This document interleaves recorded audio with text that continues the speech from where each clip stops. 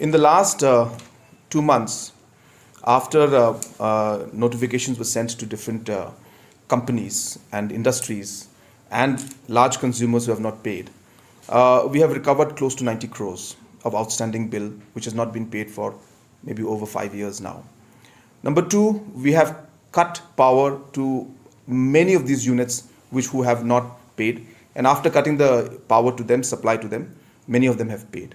So this process will continue, and we will not allow power to be given to consumers, especially the large consumers, commercial consumers, and action will be taken, like as I said, like disconnecting their power if the bills are not paid on time.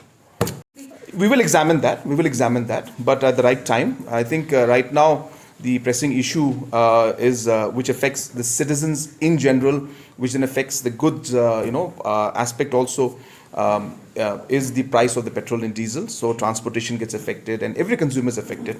So in appropriate time, we are examining the prices for the excise also, because as I said, we need to maintain a competitive pricing. So that area also is being examined. But once the calculations come in, we examine, entire details are examined, then we will take the call. The department is already working on the details, and we will just examine it, and then we'll take a decision.